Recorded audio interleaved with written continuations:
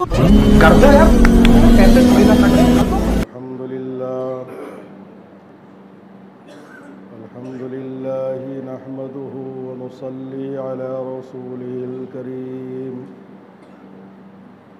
أما بعد فأعوذ بالله من الشيطان الرجيم. بسم الله الرحمن الرحيم.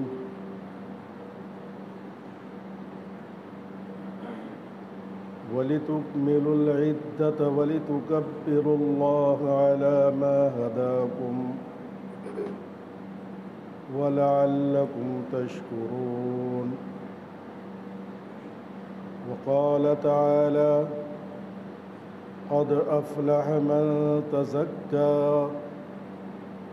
وذكر اسم ربه فصلى. وقال رسول الله صلى الله عليه وسلم في حديث طويل: قال الله تبارك وتعالى: فوعزتي وجلالي لأسطرن عليكم عثراتكم ما راقبتموني. صدق اللہ العظیم وصدق رسولہ النبی الکریم ونحن علی ذلک من الشاہدین والشاکرین.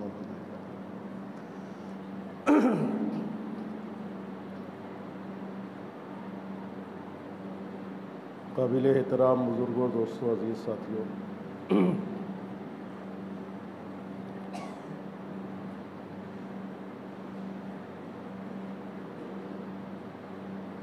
جب انسان کسی عمل کو، کسی نیکی کو مکمل کر لیتا ہے تو عبدیت اور غلامی کا تقاضا یہ ہے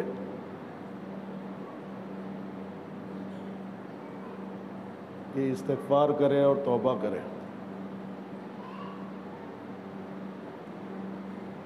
اور دوسری چیز شکر گزاری کرے.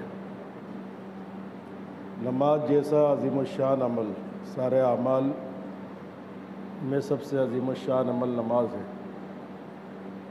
لیکن اس کے آخر میں بھی دعا سکھائی استغفار کی کہ اللہم انی ظلمت نفسی ظلما کثیرا. اے اللہ، میں نماز پڑھ کر بھی تیرا بہت بڑا مجرم ہوں.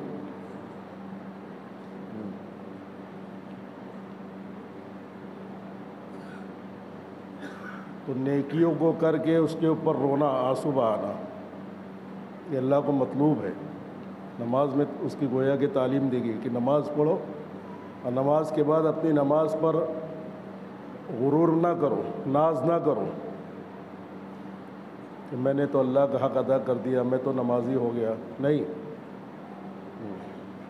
اللہ کو بندگی کرنے کے بعد، عبادت اور اطاعت کرنے کے بعد بندوں کا استغفار پسند ہے، اپنے عمل پہ رونا، آنسو بہانا. اور ایک بہت بڑا نسخہ بھی ہے یہ.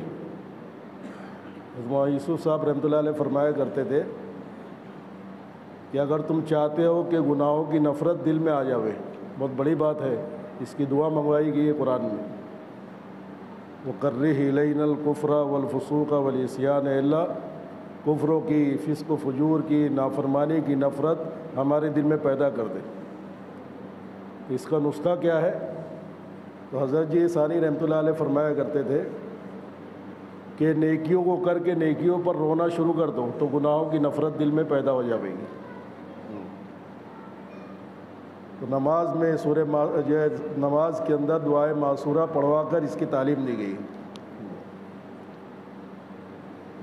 تو ہر عبادت جس سے انسان فارغ ہو، اس کے آخر میں ایک تو یہ کہ انسان اس عبادت کا حق ادا نہیں کر پایا اور نہ جانے وہ عبادت اللہ کے دربار میں قبول ہونے کے قابل ہے بھی نہیں ہے، تو استغفار کرنا ہے، اس کی کمی کوتاہی کی معافی مانگنا ہے. لیکن شکر بھی مطلوب ہے. ہر عمل کے ختم پر اللہ پاک چاہتا ہے کہ شکر بھی کرے کہ جو بھی ٹوٹا پھوٹا کیا ہوں وہ اللہ کی توفیق سے کیا ہوں، کہ ایک سبحان اللہ میں اللہ کی توفیق کے بغیر نہیں کہہ سکتا. جی شکر. اس لیے حکم ہے قرآن پاک کے اندر کہ جب تم رمضان کے روزوں کی گنتی کو پورا کر دو تو تم اللہ کی بڑائی بیان کرو اور اللہ کی شکر گزاری کرو کہ اس نے تم کو ان عملوں کے کرنے کی ہدایت دی۔ سورہ بقرہ میں وَلِتُكْمِلُوا الْعِدَّةَ وَلِتُكَبِّرُوا اللَّهَ عَلَىٰ مَا هَدَاكُمْ، رمضان کی روزوں کی فرضیت کا بیان ہے۔ وہیں پر کہا اللہ پاک کہ جب تم رمضان کے ایام کی گنتی مکمل کر لو، روزوں کی گنتی مکمل کر لو،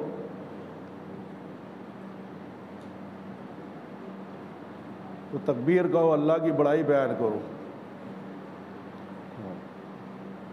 اسی وجہ سے حکم ہے کہ اپنی عیدوں کو تکبیرات کے ذریعے سے مزین کرو۔ یہ رواج ختم ہو گیا ہمارے یہاں سے۔ عید کا دن کثرت سے اللہ اکبر کہنے کا ہے۔ ہم لوگ افریقہ گئے تھے تو عید کے دن فجر کے بعد سے ممبر و محراب سے تکبیر کی صدائیں بلند ہوتی رہتی ہے نماز کے کھڑے ہونے تک، عید کی نماز کے کھڑے ہونے تک مستقل خطیب جو ہوتا ہے تکبیرات، اللہ اکبر کبیرہ والحمد للہ کثیرہ اور سبحان اللہ بکرۃ و اصیلا۔ تو عید کا دن کثرت سے اللہ کی بڑائی بیان کرنے کا ہے، اللہ اکبر لا الہ الا اللہ واللہ اکبر۔ ہمارے عید کے خطبے بھی تکبیرات سے خالی ہو گئے، جبکہ اس میں بھی علماء نے کہا ہے کہ اس میں بھی زیادہ سے زیادہ تکبیرات پڑھی جائے، خطبہ شروع کرنے سے پہلے بھی، خطبہ ختم کرنے کے بعد بھی۔ پہلے خطبے کے شروع میں 9 مرتبہ تکبیر کہنا ہے، کوئی کرتا ہی نہیں۔ دوسرے خطبے کے شروع میں 7 مرتبہ تکبیر کہنا ہے، اور ممبر سے اترنے سے پہلے دونوں خطبے کے بعد جب یہ خطیب ممبر سے اترنے لگے تو اترنے سے پہلے 14 مرتبہ تکبیر پڑھنا ہے۔ اس کو مسنون لکھا ہے علماء نے، یہ سنت چھوٹ گئی ہمارے۔ بہرحال ایک دوسرا مسئلہ ہے۔ تو اللہ کی بڑائی اور تکبیر، اللہ اکبر کہو، اس لیے کہ تم کو اس نے اس مہینے کی عبادتوں کی توفیق دی، اعلیٰ ما ہداکم، تمہیں ہدایت دی، اور اس ہدایت پر تم اللہ کی شکر گزاری کرو، شکر کرو کہ جو بھی ہوا اللہ کی توفیق سے ہوا، کہ اللہ نے ایک مہینہ ہم کو پابند رکھا تھا، اب آخری دن ہے، اب تھوڑی دیر کے بعد اللہ پاک ہماری ساری بندشوں کو کھول دے گا۔ تو آقا جب کسی غلام کو باندھ کر رکھے اور جب باندھنے کے بعد میں کھول دے تو خوش ہونا چاہیے کہ رونا چاہیے؟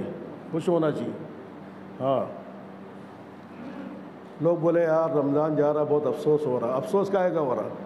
تو وہ بندے رہنے کا شوق ہے، اللہ نے باندھا تھا، اب اللہ نے کھول دیا تو خوشی خوشی جو جاؤ۔ بچوں کو کسی کمرے کے اندر کونڈ کے رکھو گھنٹہ 2 گھنٹہ، سزا کے یعنی اس کو کونڈ کے رکھو کہ یہی رہنا ہے، اور جب کھول دیں اور پھر اس کے بعد جب کھولیں گے تو وہ کیا بولیں گے؟ نہیں بولے ہم کو اندر ہی رہنے دو، بولو کونڈیل رہنے دو، ایسا بولیں گے؟ نہیں، اب خوشی خوشی نکل کے جائیں گے۔ اللہ بھی یہی چاہتا ہے کہ میں نے تم کو کھانے پینے کی بندش لگا کر رکھا، اپنی خواہشات کی بندش لگا کر رکھا، اب کیا ہے؟ اب کھول دیا، تو اس میں رونے کی کیا بات ہے؟ خوش ہونے کی ہے، خوشی خوشی اب کھاؤ پیو، خوشی بھی منانا ہے۔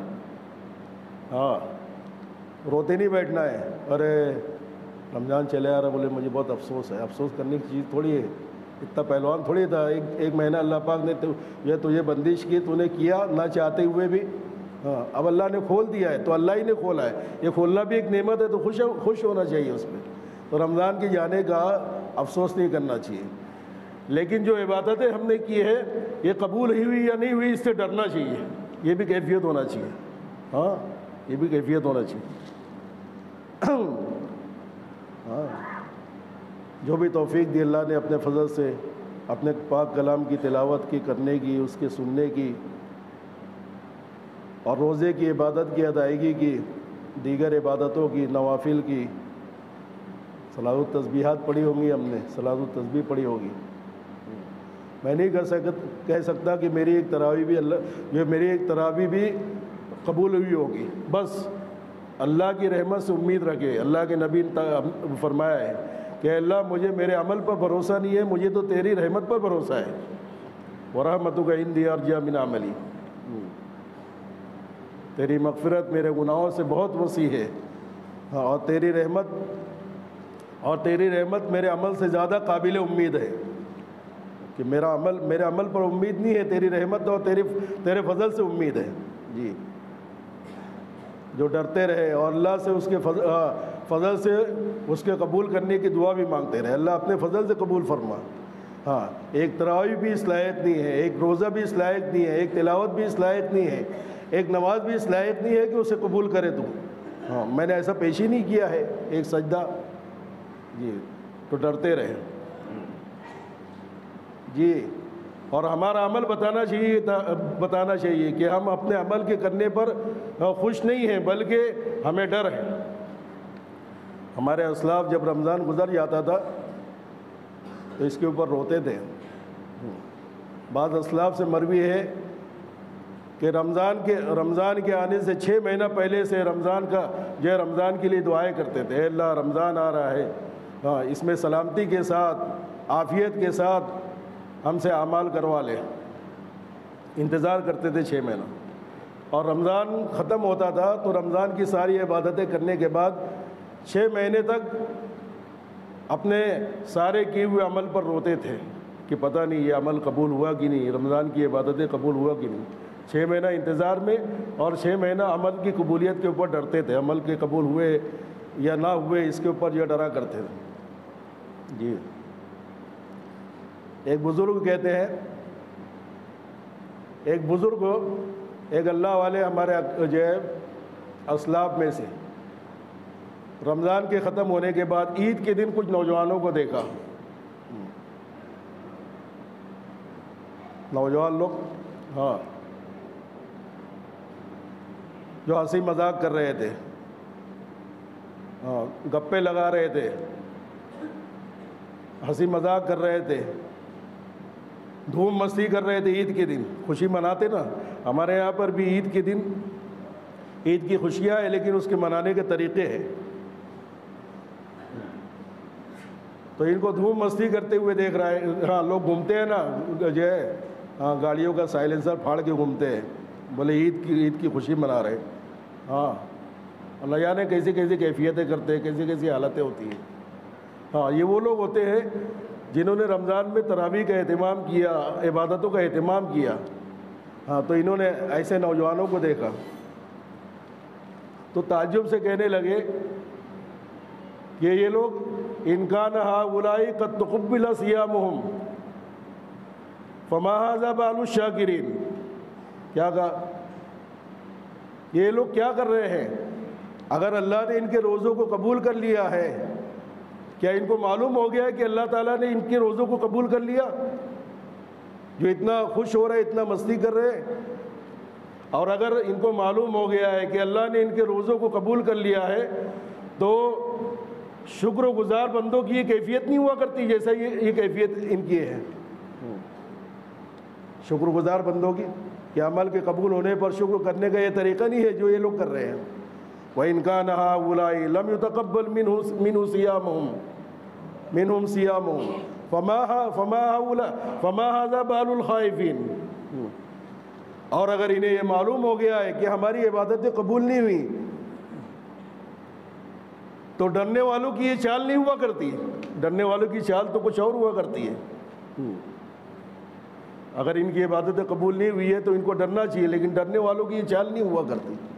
جی، دونوں کی چال میں فرق ہوگا، جو ڈر رہا ہوگا اس کی چال میں فرق ہوگا، جسے ڈر نہیں ہوگا اس کی چال میں ہاں نیکیوں کا، آپ نے ایک نیکیوں کا ذخیرہ اکٹھا کیا رمضان المبارک میں۔ جی ہاں، ایک آدمی ہے جس کے سر کے اوپر یہ برتن اور گھڑا رکھا ہوا ہے اور گھڑا بھرا ہوا ہے، اور ایک وہ آدمی ہے جس کے سر کے اوپر کوئی جو ہے بھرا ہوا برتن نہیں ہے، گھڑا نہیں ہے۔ ہاں، دونوں کے چلنے میں فرق ہوگا، دیکھ لو دونوں کی چال میں۔ جس کے سر پر بھرا ہوا گھڑا ہے ہاں وہ سنبھل کر چلے گا، اس کی چال بتا دے گی کہ کوئی چیز، ہاں اس کی چال بتا دے گی کہ کوئی چیز سنبھالنا چاہتا ہے۔ جی، تو آپ نے رمضان میں نیکیوں کا ذخیرہ اکٹھا کیا، روزوں کا ذخیرہ اکٹھا کیا، تراویح کا ذخیرہ اکٹھا کیا، تلاوت کا ذخیرہ اکٹھا کیا، جی تو اب آپ عید کے بعد اس کو سنبھال رہے نہیں سنبھال رہے، آپ کی چال بتا دے گی، آپ کا خزانہ بھرا ہوا ہے۔ ہاں اگر چال بگڑی تو سب ضائع ہو جائے گا۔ اللہ نے یہ گارنٹی نہیں لی ہے کہ جو نیکیاں میں نے دی ہے اس کو جو ہے اس کو میں واپس نہیں لوں گا، نہیں۔ ہماری چال اگر بگڑے گی رمضان کے ختم کے بعد تو جو حاصل ہوا ہے وہ سب بھی جو ہے مٹی میں مل جائے گا۔ ہاں وہ چال اگر بگڑے گی تو انڈا سر سے گر جائے گا، گڑا سر سے گر جائے گا اور پھوٹ جائے گا اور نیکیاں ضائع ہو جائے گی۔ اس طرح پانی ضائع ہو جاتا ہے۔ اس لیے ہماری چال بتانا چاہیے کہ ہم کتنا جو ہے رمضان کے حاصل کی ہوئی برکات کو اور نیکیوں کو کتنا سنبھال کر لے کر چل رہا ہے، یہ ہماری چال بتائے گی۔ تو جس کے سر پہ کوئی بوجھ نہیں ہے اس کی چال لاؤبالی والی رہے گی، لاپرواہی والی، اور یہ سنبھل کر چلے گا۔ اس کو سنبھالنا ہے، جو حاصل کیا ہے ہاں یہ سنبھالنا چاہتا ہے۔ اس لیے عزیزو، اللہ پاک نے اپنے فضل سے توفیق دی، اس کا شکر ہے۔ جو بھی ٹوٹے پھوٹے اعمال ہوئے ہاں اللہ اپنے فضل سے قبول کر لے، اس کو قبول کروانا ہے۔ جی پھر بہت سے ایسے خوش نصیب ہوں گے جو اپنے اس عملوں پر ان عملوں کو کیا ہوگا اور اللہ ان کے عملوں سے راضی ہو گیا ہوگا۔ تو اللہ پاک نے ان کی جہنم سے آزادی کے فیصلے کر دیے ہوں گے۔ پتہ نہیں ہم لوگ میں اور آپ اس میں ہے کہ نہیں۔ عبداللہ ابن عباس رضی اللہ تعالیٰ عنہ کی ایک لمبی حدیث ہے، طویل حدیث، اس میں ہے کہ ہر روز رمضان میں افطار کے وقت اللہ پاک وَلِلَّهِ عَلَى النَّاسِ فِي كُلِّ يَوْمٍ مِّن رمضان الف عتیق، ہر روز اللہ کی طرف سے 10 لاکھ قیدیوں کو آزاد کرنا ہوتا ہے جہنم سے، اور یہ 10 لاکھ قیدی ایسے ہیں جن کو اللہ پاک روزانہ افطار کے وقت میں آزاد کرتا ہے، ہاں جو اپنے گناہوں کی وجہ سے جہنم کے مستحق ہو چکے ہیں۔ الف عتیق کلہم قد استوجبوا النار۔ اللہ پاک افطار کے وقت روزانہ 10 لاکھ ایسے قیدیوں کو جہنم سے آزاد کرتا ہے جو اپنے گناہوں کی نحوست سے جہنم کا اپنے آپ کو مستحق بنا چکے ہیں۔ ڈرنا ہے، اے اللہ میرے اعمال تو اس لائق نہیں ہے کہ تم ان آزاد ہونے والے قیدیوں میں ہمارا شمار کر لے، لیکن اے اللہ ہاں میرے بگڑے ہوئے عمل کو ہی قبول کر لے، اور تیرا کیا بگڑ جائے گا اگر مجھے ایک کو بھی شمار کر لے گا؟ تو تیری سلطنت میں کوئی کمی آ جائے گی، تیرے ملک میں کوئی جو ہے کمزوری آ جائے گی، نہیں اللہ تو اپنے فضل سے مجھے بھی نبھا لے، شمار کر لے، ہاں اپنے آپ کو شامل کروائے اللہ سے رود ہو کر۔ ہاں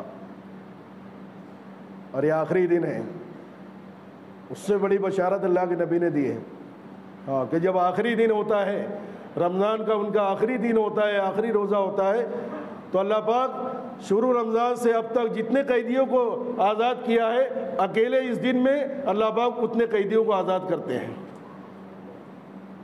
29 دن میں 28 دن میں جتنوں کو آزاد کیا ہے، آخری دن اس کا مجموعہ آخری دن آزاد کرتے ہیں۔ آج وہ دن ہے۔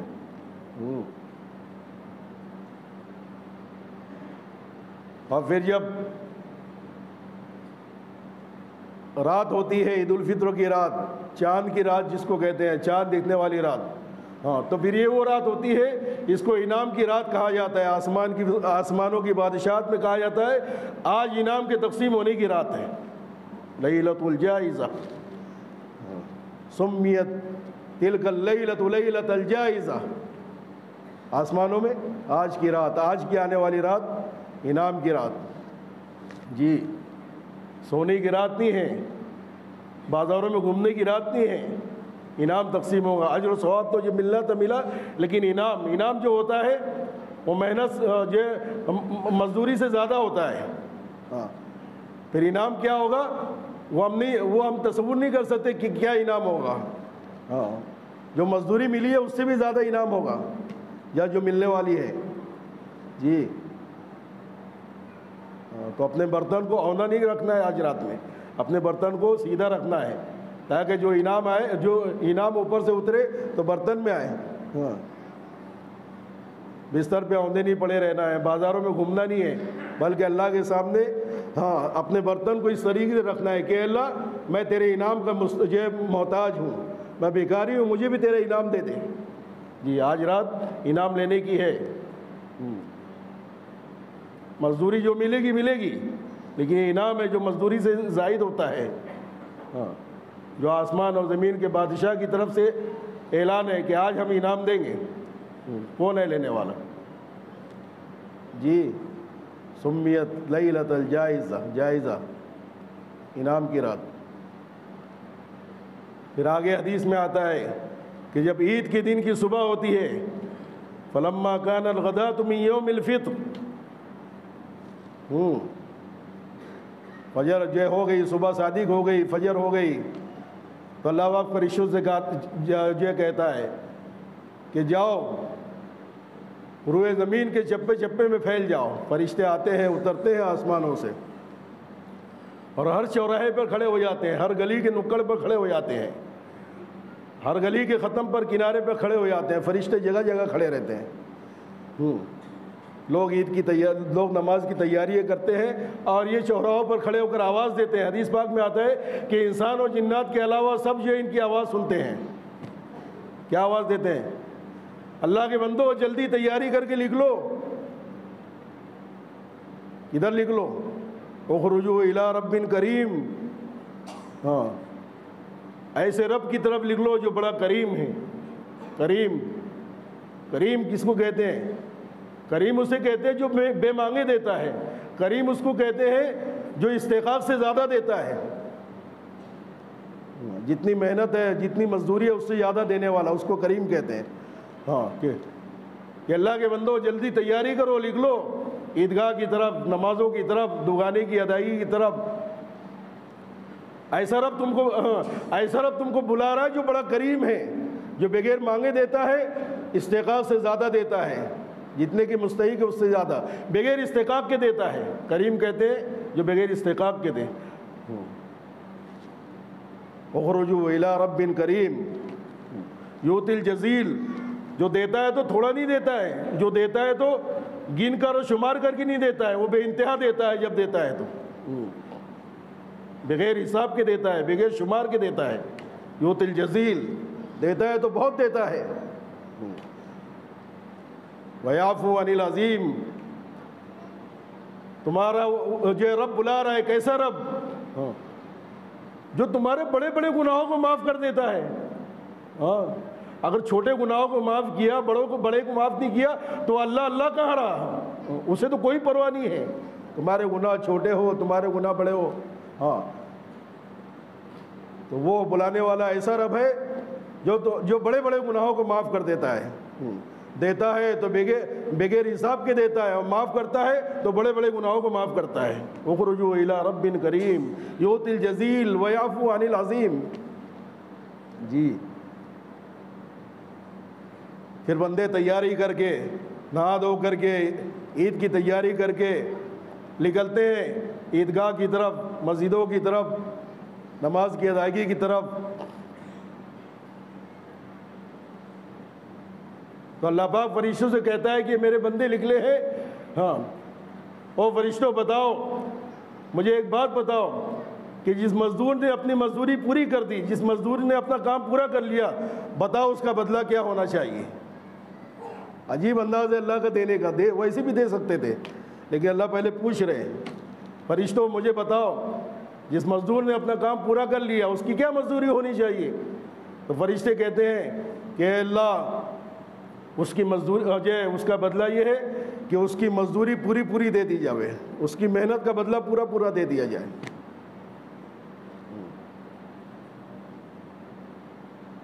تو اللہ پاک جو ہے دو قسمیں کھا کر کہہ رہے کہ فرشتوں میں تم کو گواہ بناتا ہوں، تم گواہ رہنا۔ فرشتوں کو گواہ بنا رہے ہیں، تم گواہ رہنا کہ میں نے ان کے روزوں اور ان کی تراویح کے بدلے میں دو چیز میں نے ان کے لیے طے کر دی، ایک میری رضا اور ایک میری مغفرت۔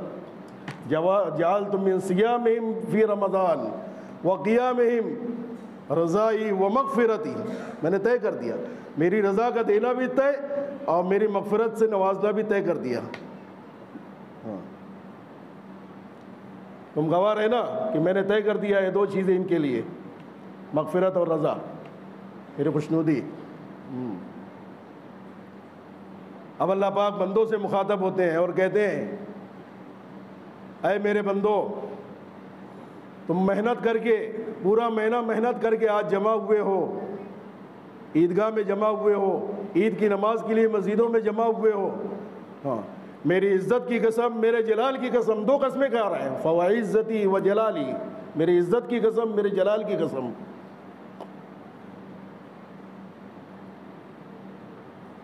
آج کے اس مجمع میں تم جو تمہاری آخرت کے لیے مانگو گے، جو تمہاری دینداری کے لیے مانگو گے، جو تمہاری نیکی کے لیے مانگو گے، میں اس کو آج کے دن عطا کر کے رہوں گا، یہ میں قسم کھا کر کہہ رہا ہوں۔ ہاں جو دعا تمہاری آخرت کے لیے مانگوں گے، میری عزت کی قسم، میری جلال کی قسم، میں وہ دعا قبول کروں گا، اور جو مانگو گے میں وہ دے کر رہوں گا۔ لا تسألونی شیئا لآخرتکم الا اعطیتکم، جو آخرت کے لیے مانگوں گے وہ تو میں دوں گا، اس میں کوئی مصلحت نہیں دیکھوں گا جی۔ اور دنیا کے لیے جو مانگو گے، اللہ نے کہا کہ مانگو جو مانگنا ہے، جو تمہاری دنیا کے لیے مانگو گے، ہاں تو میں دینے سے پہلے دیکھوں گا کہ یہ تم مانگ رہے ہو، یہ دینا تمہارے لیے مناسب ہے کہ نہیں مناسب ہے، تمہاری مصلحت پر نظر کروں گا۔ اگر میری مصلحت میں یہ بات آئے گی کہ مناسب ہے تو میں وہ بھی دے دوں گا، اور مجھے یہ سمجھ میں آئی کہ نہیں یہ مناسب نہیں ہے، یہ دنیا کی چیز جو تم مانگ رہے ہو یہ تمہاری آخرت کو بگاڑے گی، یہ تمہارے دین کو بگاڑے گی، تو میں اس کو روک لوں گا آخرت کے لیے، پھر آخرت میں اس کا بدلہ دوں گا۔ آخرت کے واسطے جو مانگو وہ دے دوں گا، اس میں کوئی مصلحت نہیں، ہاں لیکن جو تم دنیا مانگو گے میں تمہاری مصلحت پر نظر کروں گا، مناسب رہا تو دوں گا، اب میرے علم میں مناسب نہیں ہے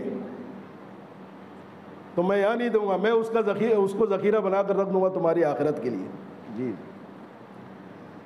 دوسری بات کھائی الگ سے قسم کھا کر، فوعزتی و سلطانی لأسترن علیکم عثراتکم، لأسترن علیکم عثراتکم،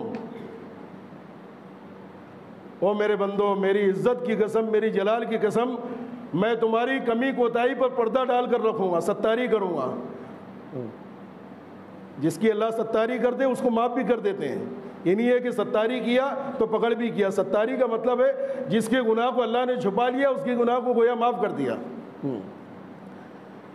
تو میری عزت اور جلال کی قسم، میں تمہاری غلطیوں پر پردہ ڈال کے رکھوں گا۔ ایک میری عزت کی قسم، میری جلال کی قسم، میں تمہیں کافروں کے سامنے، مشرکوں کے سامنے، بے ایمانوں کے سامنے رسوا اور فضیحت نہیں کروں گا۔ فوعزتی و جلالی لا اغزیکم ولا افضحکم بین اصحاب الحدود، کہ میری عزت کی قسم میں تمہیں ذلیل نہیں ہونے دوں گا، بے ایمانوں کے بیچ میں، بے ایمانوں کے سامنے ذلیل نہیں، نہ دنیا میں نہ آخرت میں۔ لیکن میرے بندو ایک شرط تو ہے میری، کیا شرط ہے؟ پوری کرو گے؟ ہاں،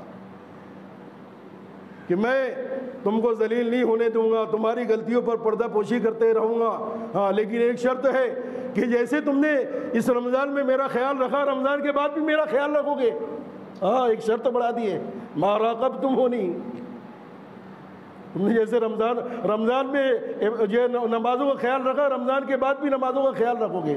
ہاں تم رمضان کے اندر جیسے حرام سے اپنے آپ کو بچا کر رکھا، حرام سے بچنے کا خیال کیا، تم رمضان کے بعد بھی اسی طریقے سے خیال رکھو گے، حرام سے اپنے آپ کو بچاؤ گے۔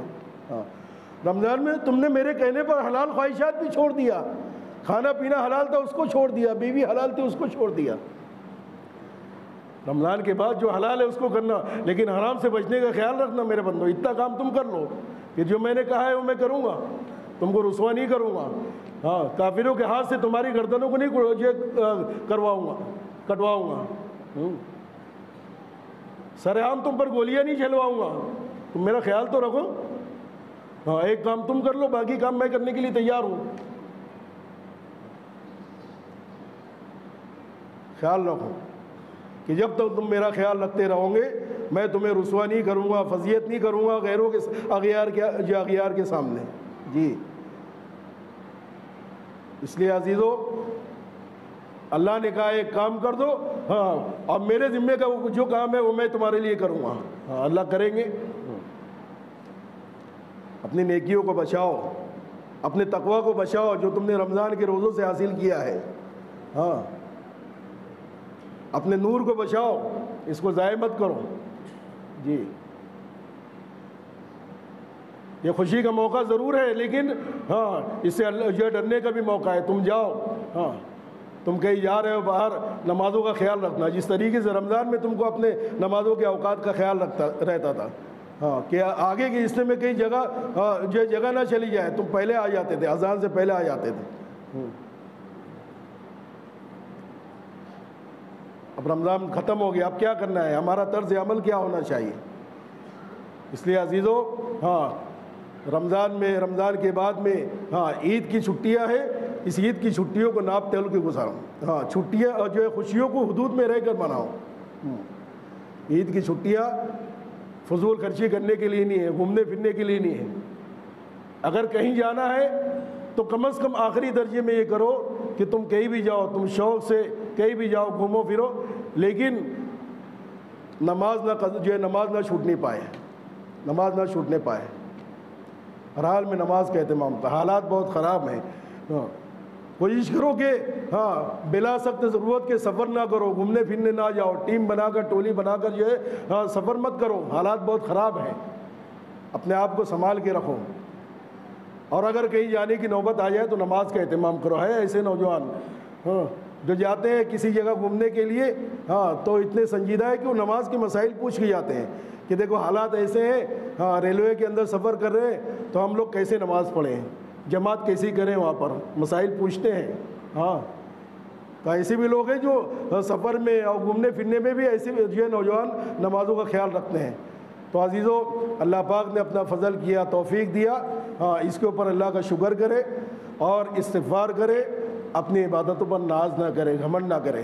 ہماری چال خائفین کی ہو، ہماری چال شاکرین کی ہو، ہاں شکر کرنے والوں کی چال ہو، ڈرنے والوں کی چال ہو، سنبھل کر چلے، بچا کر چلے، ہاں جی۔ اور حالات حاضرہ جو چل رہے اغیار کے حوالے سے ہم اللہ کے حقوق کو پورا کریں اور احتیاط کے ساتھ قدم جو ہے پھونک کر قدم رکھے تاکہ اللہ پاک اپنے وعدوں کو ہمارے حق میں پورا کرے، ہمیں اغیار کے سامنے ذلیل اور رسوا نہ کرے اور ہماری غلطیوں پر پردہ پوشی کرتے رہے۔ اللہ پاک جو ہے قبولیت عطا فرمائے۔ وآخر دعوانا الحمدللہ رب العالمین۔ سنتیں پڑھ لیں۔ کر دو یار، پیسے تھوڑی نہ کر